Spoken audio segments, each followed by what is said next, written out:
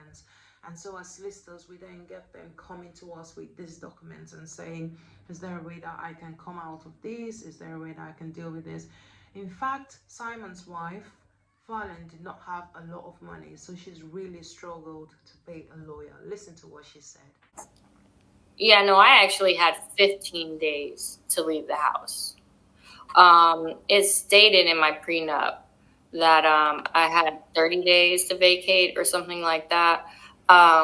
Simon was trying to fight for me to leave sooner than that. But he was trying to get you out quicker than the prenup even said. He wanted you out in 15 days.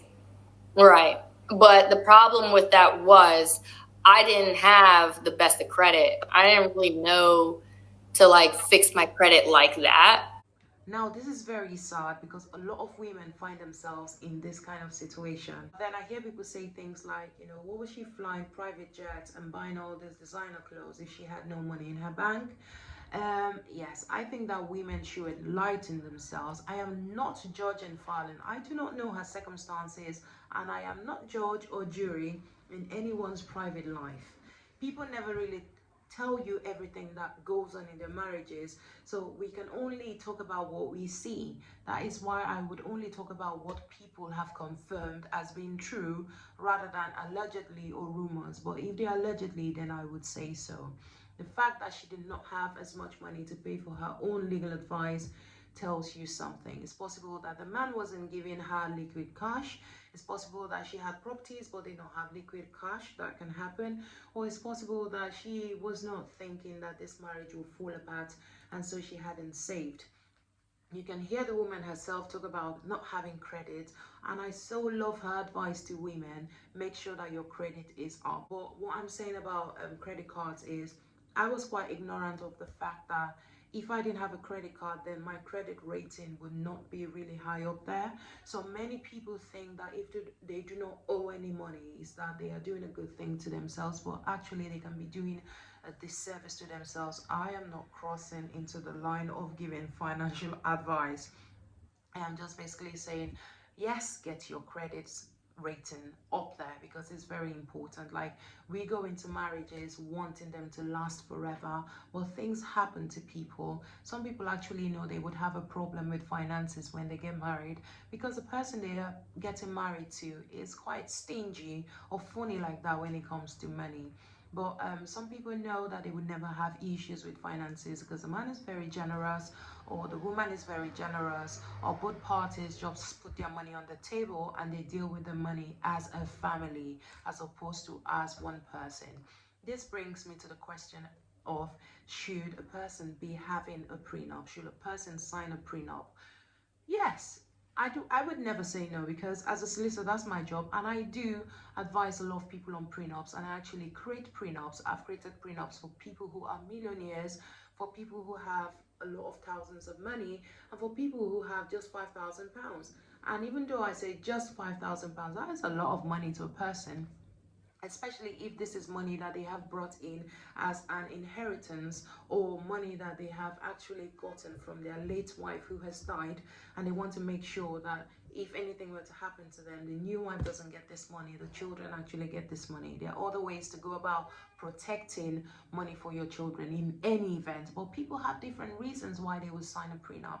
I am not against very rich people who decide to sign a prenup, because if you have millions of dollars, makes no sense if you're married to someone who you never would know what is in a person's heart, and then 2 years down the line, 1 year down the line, they then come in for 50% of everything that you own.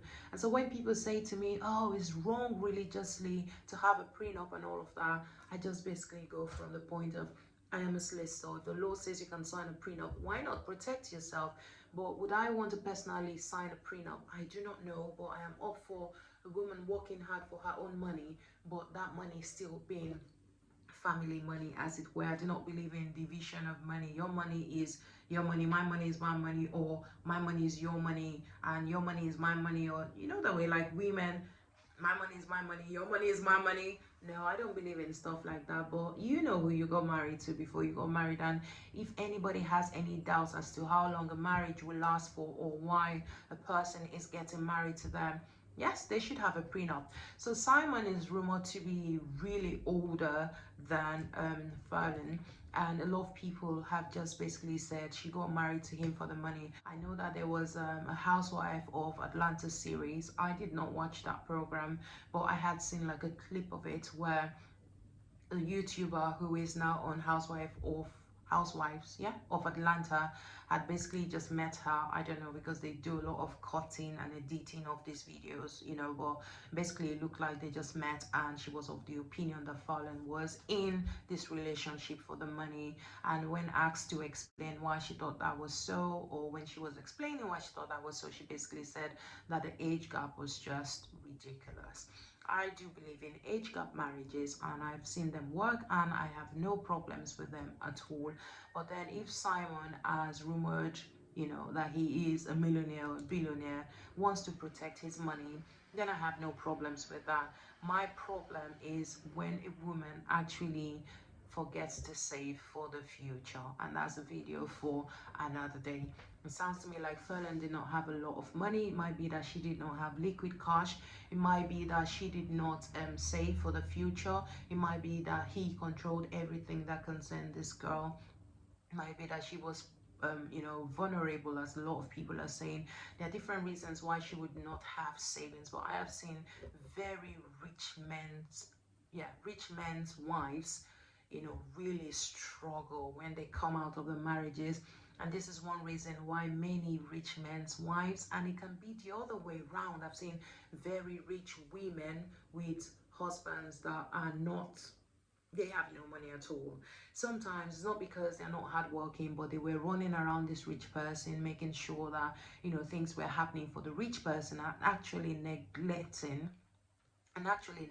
themselves as people. So that can happen. There are different reasons why a person will come out of a so-called rich marriage and they are broke. That can happen. Also, you know, might be that the man is so influential that he makes sure that everything that happens around the woman, or the other way around as well, vice versa, is something that he controls. So in Fallon's case, she's talking about, you know, the lawyers being paid by Simon. She doesn't say that they are paid by Simon, but she says, guess who is left to pick up the bill? Obviously her. And a lot of the things that that lawyer has done, she goes on to say, are based on what Simon wants.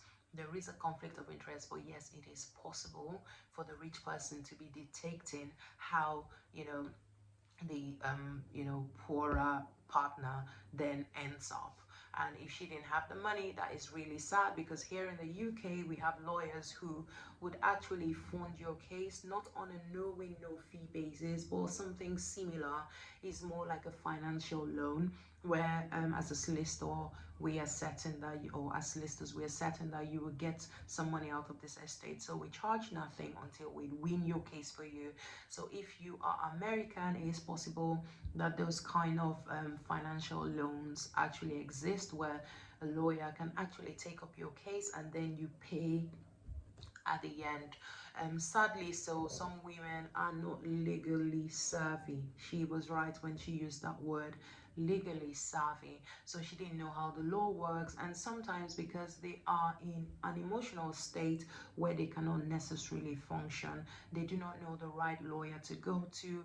They just feel like a failure. Some of them don't even know where to start from. I've had a woman call me on the phone and say, my husband can take everything, and you know, talking to her, it was just obvious that she had no idea that she was, you know, going to get anything from this man that she had been married to for, let's just say, about 30 years.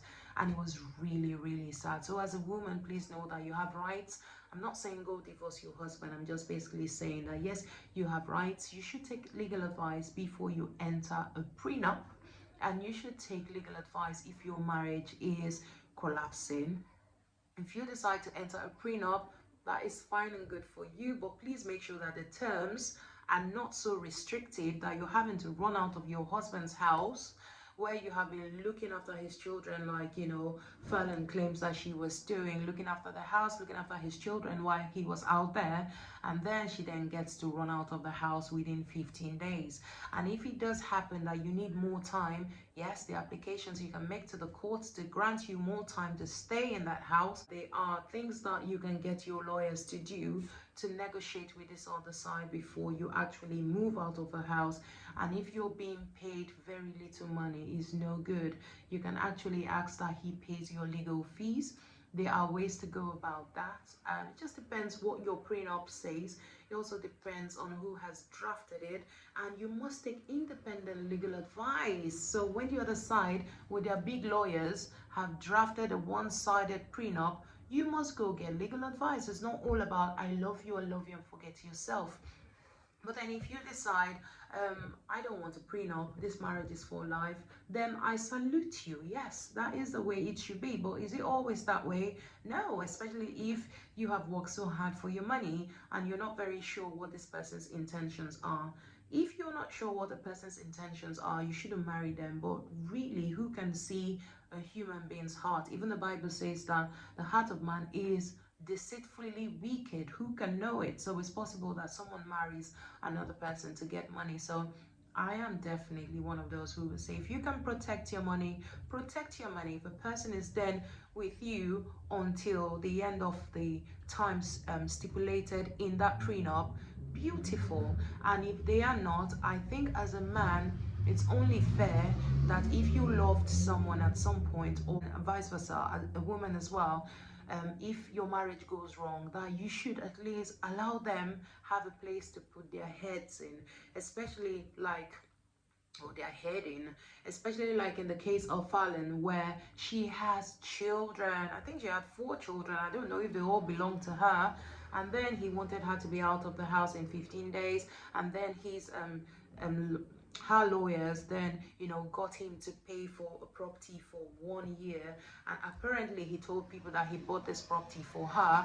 But Fallon is saying that no, she was renting, and as soon as she got her credit rating up, she moved out.